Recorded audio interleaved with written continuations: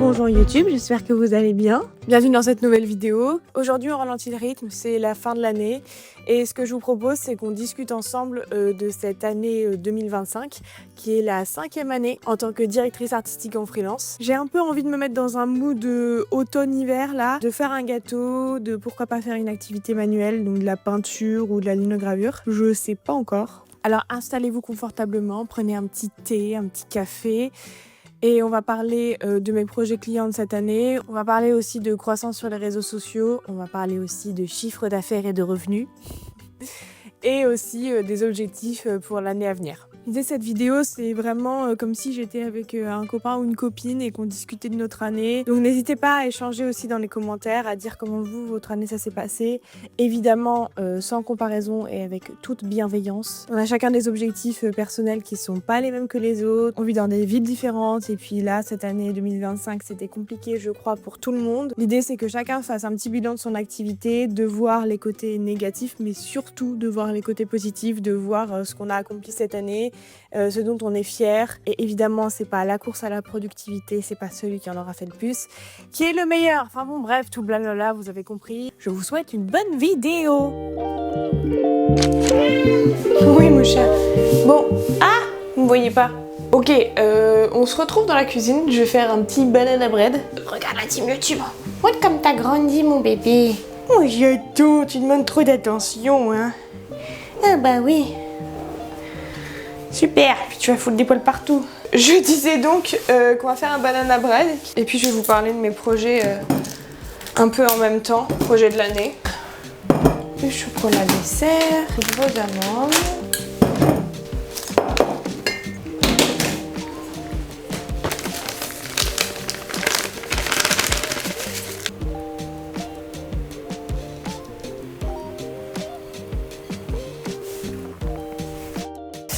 Cette année, j'ai bossé avec 8 clients différents, mais il y a eu bien plus que 8 projets. Et j'ai divisé mes catégories en 4 catégories, qui sont globalement les services que je propose.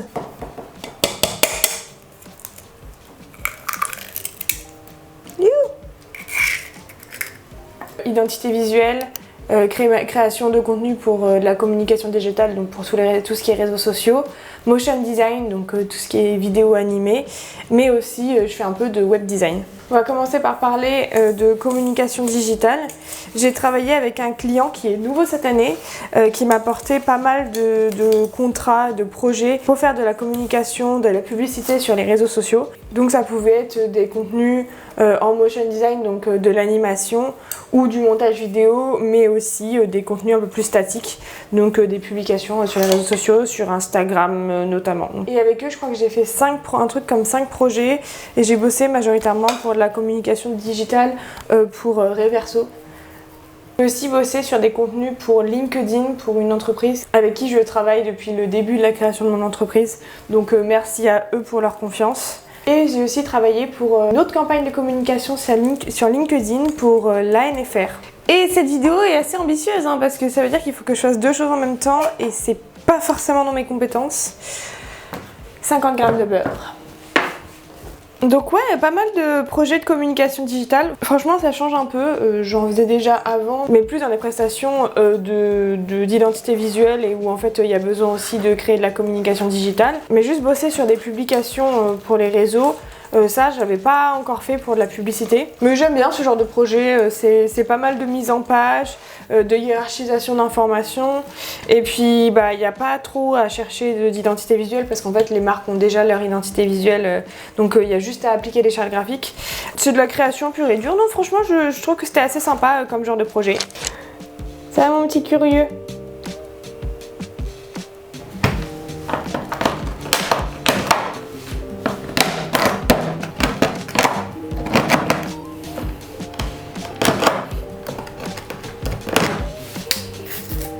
Ils sont pas très mûrs, c'est mieux de faire ça avec des bananes beaucoup plus mûres. Vous avez vu que je vous parle plus du tout de mes projets. Je sais vraiment pas faire 2 choses en même temps, c'était une très mauvaise idée cette vidéo.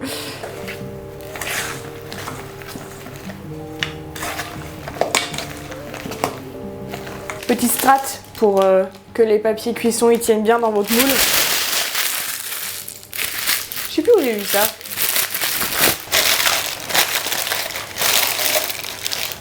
Cette année, franchement, c'était l'année des motion design. J'ai travaillé sur 9 motions de 1 minute 30 à 3 minutes, voire 5 minutes. Et majoritairement, tous ces projets ont été faits avec une seule et même entreprise.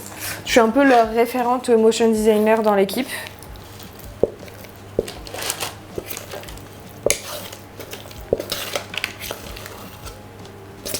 Et j'ai pu travailler vraiment sur des projets vraiment très chouettes. Donc 2 motions pour l'UNESCO, un motion sur lequel je suis encore en train de bosser en ce moment. Et du coup, ça m'a permis d'être déjà beaucoup plus à l'aise en motion, même si ça va, je l'étais déjà, mais j'ai appris quelques trucs cette année, donc ça c'est cool. Et puis je suis beaucoup plus rapide à monter et tout, donc franchement c'est assez chouette.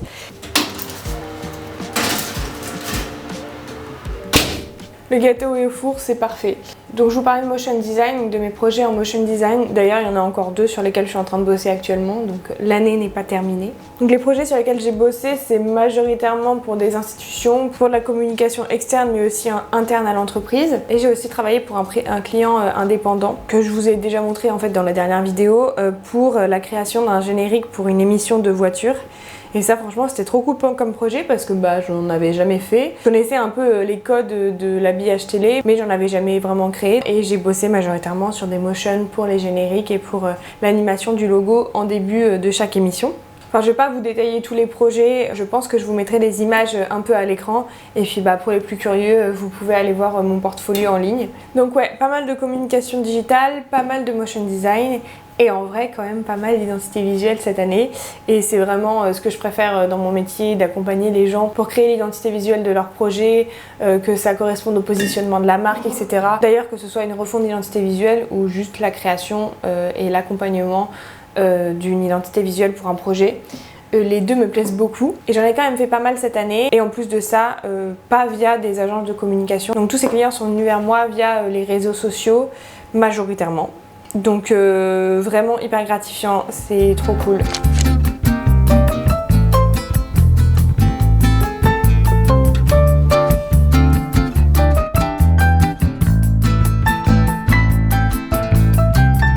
Je me suis préparé mon petit atelier de linogravure. Finalement, j'ai décidé de faire la lino parce que ça fait longtemps que j'en ai pas fait et que j'aimerais bien avancer mon petit projet. Je vais vous montrer ce que j'étais en train de faire. C'est vraiment pour moi, hein, pour le coup, c'est pas appliqué à quelque chose. J'ai dessiné ces petites mains avec cette petite tulipe. Je sais pas si vous allez voir quelque chose. Au pire, je vous ferai un plan de coupe. Et j'ai déjà fait 2 tampons en lino. Comme ça, avec ces petites tulipes. Pour l'instant, j'ai que de la peinture noire et j'ai pas beaucoup de plaques de lino. Alors du coup, je m'entraîne avec ce que j'ai. Mais en tout cas, j'aime beaucoup cette pratique-là. Bref, dans la cuisine, je vais vous parler de toutes les identités visuelles que j'ai réalisées cette année. Franchement, je suis assez contente de tous les projets que j'ai réalisés cette année, surtout en identité visuelle. Surtout que comme je vous le disais, beaucoup sont venus via les réseaux sociaux, donc ça fait vraiment plaisir que les gens te contactent pour ton travail. La toute première vidéo YouTube que j'ai faite, c'était un bilan semestriel. Donc j'ai déjà pas mal parlé et décrit tous les projets sur lesquels j'ai bossé. Si jamais vous voulez aller la voir, il y a quand même pas mal de projets détaillés dedans. Donc aujourd'hui dans cette vidéo, je vais vous montrer un peu, mais je vais pas vous détailler tous les projets. Mais en tout cas, je suis trop contente d'avoir bossé, je le fais pas dans l'ordre chronologique, hein, d'avoir bossé pour Reveil. D'ailleurs, j'ai fait une vidéo dessus qui vous a bien plu. Reveil, c'était une marque, c'est toujours une marque d'e-commerce pour laquelle j'ai réalisé donc l'identité visuelle et certains supports de communication. Et de manière plus générale, je trouve que franchement, les identités visuelles sur lesquelles j'ai bossé cette année sont des domaines assez variés. Et ça, c'est franchement chouette. J'ai pas envie de rester fixée à un seul et même domaine. J'aime bien quand ça change un peu. Le seul point commun à toutes ces identités visuelles, c'est que ce sont toutes des filles, mes clientes. Les gars, venez, hein, on bosse ensemble. Hein. Vraiment, avec grand plaisir. Hein. Je sais pas si vous montez des projets ou s'il y a que les femmes qui sont entrepreneuses là, mais venez, on bosse ensemble. Enfin, moi, j'aime bien aussi les projets un peu plus masculins, entre guillemets, mais c'est cool de bosser avec des énergies féminines, mais aussi des énergies masculines. Des énergies, je parle comment là? Bon, vous m'avez compris quoi. J'ai bossé aussi pour Anna Kaino, donc Noémie qui est sur les réseaux sociaux et qui est art thérapeute et danseuse, pour lequel j'ai réalisé toute son identité visuelle pour ses réseaux sociaux. donc toute la direction artistique de ses réseaux. J'ai créé des templates aussi pour les réseaux sociaux. C'est un projet qui m'a vraiment plu, je trouve qu'il lui correspond bien, qui correspond au brief et qui correspond aussi à ce que je fais et à mon univers graphique, quoi. Très beau projet à mettre dans le portfolio. J'ai aussi travaillé pour Olivia Fit Coach, qui est donc une coach sportive, pour qui j'ai réalisé aussi son identité visuelle sur les réseaux sociaux. Et là, plus récemment, vous l'avez vu dans la dernière vidéo, j'ai bossé pour une création de marque, enfin pour l'identité visuelle d'une création de marque dans le domaine de la tech. Je peux pas trop en parler encore maintenant parce que tout n'est pas terminé, donc j'ai pas très envie de vous donner le nom. Mais en tout cas, vous avez vu quelques créations dans la précédente vidéo. Donc ça va sortir courant 2026. Oui, 2026, on est encore en 2025, Delphine. Là, plus récemment, il y a vraiment 2 semaines, j'ai signé encore un nouveau contrat pour la création d'une direction artistique et d'une identité visuelle pour une chaîne YouTube dans le domaine du bien-être, de l'organisation, du ménage, etc. J'ai très hâte de continuer à bosser sur ce projet. Et en même temps, je vous filme aussi la création, donc je pourrais vous sortir une vidéo sur la création de l'identité visuelle de ce nouveau projet qui n'a pas de nom pour l'instant. Je vous donne pas le nom pour l'instant. Un peu de suspense. 5 identités visuelles réalisées cette année pour des clients. J'ai réalisé d'autres identités visuelles, mais cette fois-ci fictives, qui sont présentes sur les réseaux sociaux, que vous avez sûrement déjà vues. Si ce n'est pas le cas, venez me suivre sur Instagram. Je poste pas mal de trucs en story. Je poste pas mal de mes projets aussi. Donc j'ai réalisé 4 identités fictives pour Canopy, The Grid, Leafy et l'écume et le blé. J'avance pas du tout, ma linogravure. Alors, ce que j'ai fait là, c'est que j'ai déjà appuyé avec un crayon assez gras sur le dessin, donc celui du haut là, pour que je puisse ensuite le décalquer dessus. Je sais pas si ça va marcher du tout mon truc, hein. Pour le coup, je fais un peu à la one again, j'ai jamais regardé vraiment de tutoriel, etc.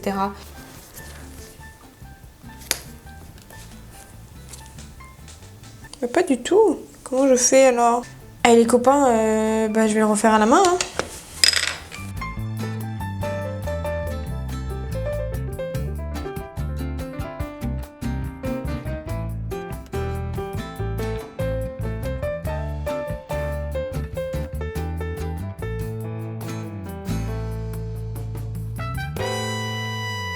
Donc c'est ça qu'on va faire. Pour l'instant c'est crade. L'idée c'est que ça fasse un tampon, donc que ça soit rempli et à l'intérieur, à l'extérieur, ce soit tout creusé.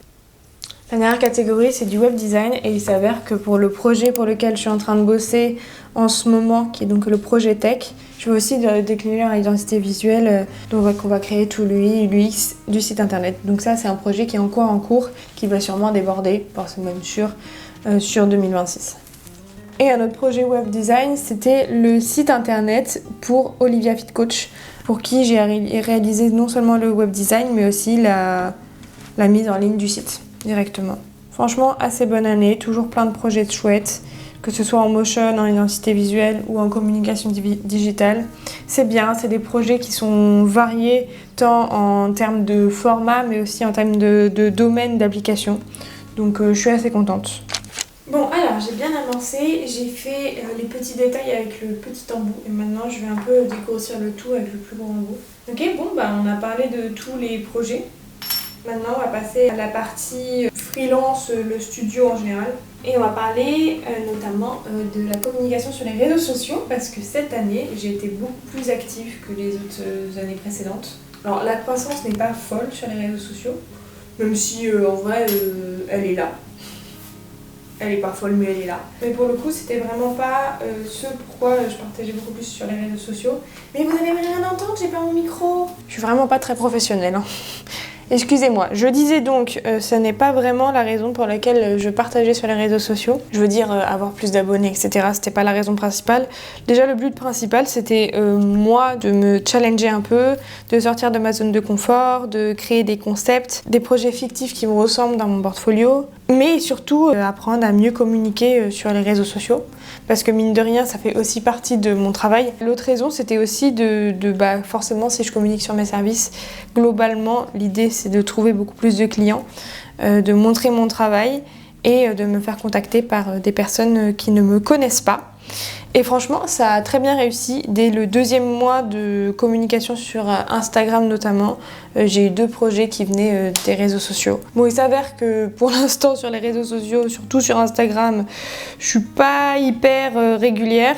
Parce que j'arrive pas à avoir un calendrier éditorial stable, mais en même temps, c'est pas forcément que j'arrive pas, c'est que j'essaye pas vraiment. Et je pense que ça ne changera pas forcément en 2026. Je partagerai mes projets un peu plus. Dès que j'aurai des envies de création de contenu, je le ferai, mais j'ai pas très envie de me prendre la tête avec ça. Mais tout ça, ça m'a permis de prendre beaucoup plus confiance en moi, notamment de parler à l'oral et parler à une caméra. Hein. Parce qu'en vrai, c'est pas rien de partager sur les réseaux sociaux. Sur YouTube aussi, hein, mine de rien, en fait, bah, tu te mets un peu à nu, quoi. Même si t'as le montage hein, qui permet de cutter ce que tu veux couper, tu peux faire ce que tu veux avec le montage vidéo. Hein. Mais c'est juste que moi, ça m'a permis d'être beaucoup plus à l'aise et aussi de m'en fiche du regard des autres. T'as la flemme que tes connaissances, tes potes et tout, ils te voient sur les réseaux sociaux et que ton travail il soit pas bien parce qu'en fait, au début, quand tu commences forcément à poster sur les réseaux sociaux ou n'importe quelle pratique, au début, t'es forcément nul. Tu débutes, donc t'as forcément une énorme marge de progression. C'est hyper dur de se dire que, bah, ouais, en fait, genre les premiers contenus que tu vas faire, bah, quand tu les regarderas plusieurs années ou plusieurs mois après ou même plusieurs semaines après, tu te dis, ok, ouais, c'est pas parfait, c'est pas l'idéal, je pourrais faire mieux maintenant, etc. Faut pas se poser ce genre de questions, en fait, faut juste faire. Je dis ça, j'ai mis vraiment longtemps à le faire, hein. Mais bon, bref. Puis je me suis mise aussi sur TikTok, qui était vraiment une plateforme, un réseau social que je ne connaissais pas. Ça y est, je suis trop vieille. Et donc, je mets exactement les mêmes contenus sur TikTok que sur Instagram. Je suis moins active parce que je me suis mis des limites. J'ai trop peur de devenir accro. Donc dès que je vais sur TikTok, je poste directement mon contenu et ensuite j'essaye de vite partir. Donc ouais, les réseaux sociaux ont quand même fait pas mal partie de ma communication professionnelle. LinkedIn un peu, pas trop en vrai, parce que je suis pas très à l'aise avec cette plateforme. Il faudrait peut-être que je communique plus sur mes projets dessus. Peut-être que ça me rapporterait beaucoup plus de clients, ça c'est sûr. Mais bon, écoutez, je suis contente. C'était dans mes objectifs entre guillemets de l'année 2025 et en plus j'avais vraiment peur aussi d'autre chose, c'est que les chiffres me mettent trop dans un mauvais mood et qu'en fait je regarde trop les statistiques etc. Et il s'avère que bah c'est pas du tout le cas. Évidemment je les regarde comme tout le monde hein. Je suis contente s'il y a des gens qui me suivent et je suis contente que les gens interagissent avec mon contenu et aiment bien ce que je fais évidemment, mais je suis pas là à regarder vraiment tout le temps mes statistiques d'abonnés ou de vues etc. sur les contenus. Ça m'a un peu rassurée de voir que j'étais pas trop impactée par ça. Être plus présente aussi sur les réseaux sociaux, ça m'a permis de rencontrer et de découvrir des personnalités créatives et des graphistes aussi très talentueuses sur les réseaux sociaux. Je discute avec certains d'entre eux, on échange et tout, et je trouve que ça fait une communauté sympa, ça permet de se sentir vraiment moins seul dans l'activité de freelance parce qu'on en parle déjà assez souvent, mais quand tu es en freelance et quand tu bosses de chez toi, tu es seul, on va pas se mytho. Bref, tout ça pour dire que ça m'a apporté beaucoup. Et surtout les gars, je suis une youtubeuse en fait maintenant. Je suis sur YouTube. Ça c'est fou. C'est fou parce que bah en fait ça fait vraiment longtemps que j'y pense. Et j'ai plein d'idées et il s'avère que j'adore ce format, j'adore les formats longs. C'est trop cool, déjà le format long, tu peux dire plus de choses. Vous avez vu, je suis bavarde. Tu peux t'amuser un peu plus avec le montage, tu peux voir un peu plus la personnalité des gens. Et puis en fait, je regarde YouTube depuis que la plateforme existe. Et je ne sais pas pourquoi je suis pas dessus depuis bien plus longtemps. Enfin si, je sais pourquoi, hein, pour les mêmes raisons qu'on a citées juste avant, c'est-à-dire le regard des autres et savoir quoi apporter aux gens, la ligne éditoriale. J'ai trop envie de créer des choses, j'ai trop envie de vous emmener aussi dans mon quotidien de freelance. C'est vraiment chouette d'échanger en commentaire et tout, vraiment je trouve ça trop cool quoi. C'est peut-être dans un monde des bisounours et on dirait que je découvre les réseaux sociaux, mais ouais non, c'est cool. Ouais, j'ai rien d'autre à dire. Je suis sur YouTube les gars. Je savais que faire une activité manuelle, là, ça allait me dénouer ma langue et j'allais devenir beaucoup plus bavarde. C'est un peu comme si je parlais à une copine, là, vous voyez ? J'ai l'impression d'avoir une copine en face de moi à qui je fais clairement un monologue, hein, parce que vous pouvez pas me répondre.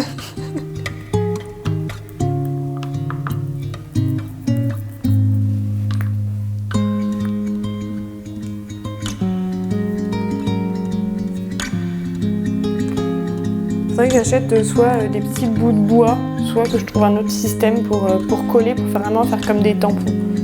Verdict.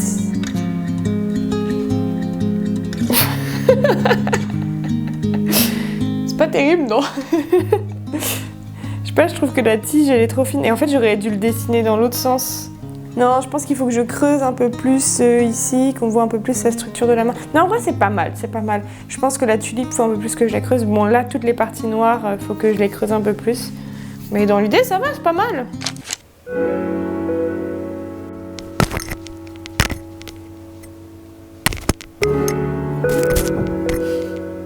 On va quand même pas finir cette vidéo sans avoir goûté ce fameux gâteau. Comme d'hab, il est très bon. Bon, je suis sur le canapé avec un plaid parce qu'il fait super froid pour les deux dernières parties de la vidéo. La première partie étant mon chiffre d'affaires de cette année. Cette année, mon chiffre d'affaires sans impôts, donc sans l'URSSAF, sans les cotisations foncières et sans les impôts, est de 18 313 €. Sachant que ça, c'est tout ce qui a été signé et ce qui devrait être payé jusqu'à la fin du mois de décembre.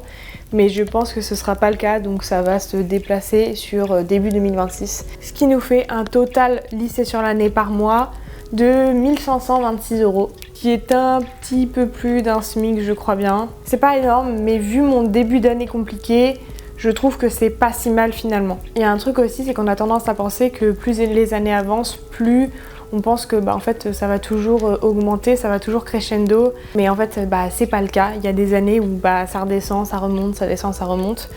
Tu peux pas vraiment anticiper. Pour les plus curieux, je vous mets un screen de mes revenus par mois maintenant. Et comme vous le voyez, c'est vraiment en dents de scie. Et maintenant parlons des objectifs de 2026. Et mes objectifs de 2026, c'est qu'il y en a pas. En fait, il n'y en a jamais eu vraiment depuis le début de la création de mon entreprise. J'ai jamais eu d'objectif de chiffre d'affaires, de nombre de projets ou d'évolution de mon entreprise en vrai. Évidemment, j'ai un objectif à atteindre par mois qui est d'environ 1200 €. Peut-être que ça fait partie de ma personnalité, j'ai du mal à me projeter sur le long terme. J'ai des visions à court terme, mais j'ai pas des visions à long terme de dans 1, 2 ou 3 ans, j'aimerais bien que mon entreprise soit comme ça ou comme ça. J'ai jamais eu ce genre de réflexion dans ma tête. Ce que je sais pour 2026, et là ça va peut-être un peu vous étonner, c'est que j'aimerais arrêter le freelance et trouver un CDI, si possible à Lyon. Voilà, je l'ai dit.